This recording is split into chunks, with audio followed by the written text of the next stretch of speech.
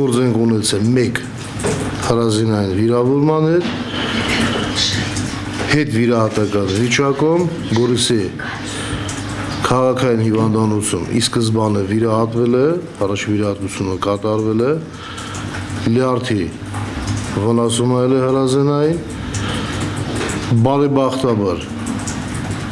վերականգնվել է լյարդի ամբողջականությունը, գնդակը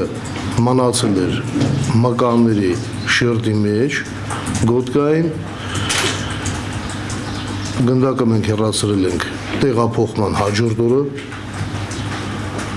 վիճակը այսօրվա դրությամբ գնահատվում է դեռ ծանր կայուն, ունենք դրական դինամիկա, մեր հսկողության տակ է գտնվում, ստանում է պլանային հետ վիրահատական բուժում, գտնվում է վերակենդանացման բաժնում։ Մենք էլ հույսով ենք, որ դրական դինամիկան կշարունակվի եւ հնարավորին կարճ ժամանակում մենք կտեղափոխենք իրան արդեն բաժին։ Գնդապետ Ասատուրյան, ինքը գիտակցության եկել է, խոսել է ինչ-որ մեկի հետ։ Ինքը ի սկզբանե եղել է գիտակցության, պարզ գիտակցության, պարզապես նման վիրավորումից հետո եւ հետ վիրահատական վիճակում շփումը բավականին դժվար է բժշկական տեսանկյունից եւ հիվանդի վիճակից, բայց որ ինքը գիտակցության մեջ է եղել եւ կողմնորոշվել է նաեւ տարածության եւ ժամանակի մեջ հարցերին հստակ նաեւ պատասխանել է մեր հարցերին, դա ի սկզբանե եղել է այդպես։ Զրացած տվյալները մենք արդեն երեքանից գիտեինք իր կինն էր պատմել, իսկ դրանից ավելի գուցե ապահներ են այցելել արդեն կամ գուցե ավելին ասեք, հետո նոր վիրահատության անհրաժեշտություն կա կամ անհրաժեշտությունը վիրահատության ներկայումս չկա, ասեմ ձեզ ցանկացած որովայնի որը կատարած վիրահատությունները իրենք եթե շտապ կարգով են կատարվում, հատկապես հրազենային վիրավորումները,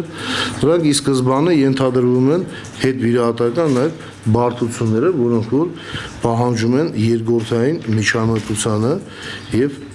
կրկնակի վիրահատության։ Նման վտանգ եղել է, բայց ասում փառք կոնսերվատիվ բոլոր տեսակի միջոցառումները իրականացնելուց հետո այսօր այդ վտանգը նվազում է։ Եվ այսօր մենք դրա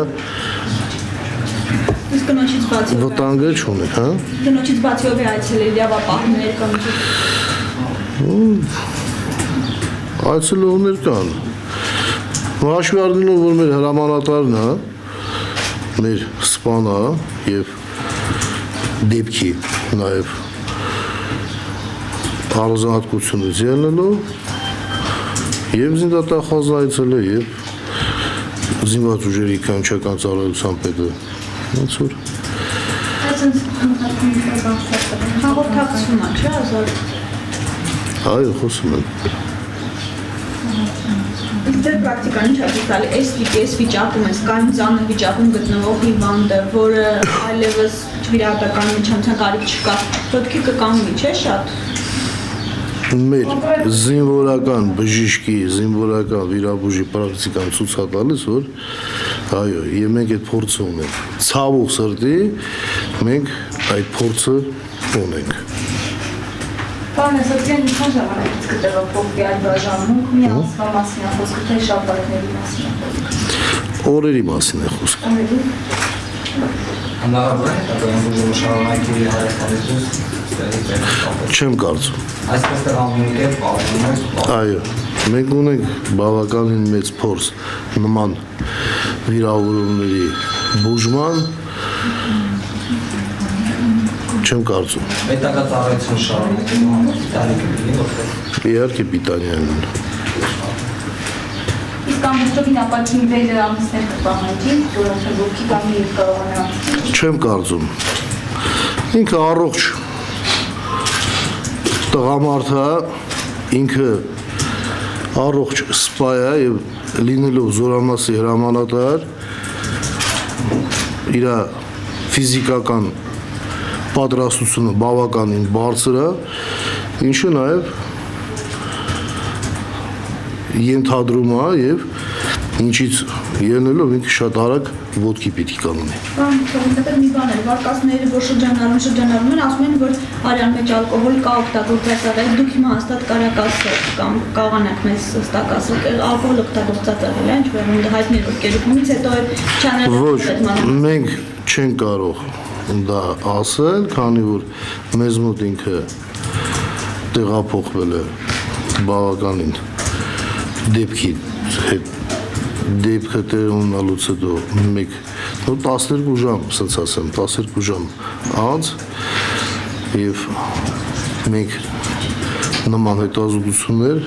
արդեն անիմաստ է կատարել։ Սկնդապնող ժամանց ալկոհոլի արկայությունը արյան մեջ այլևս Ոչ։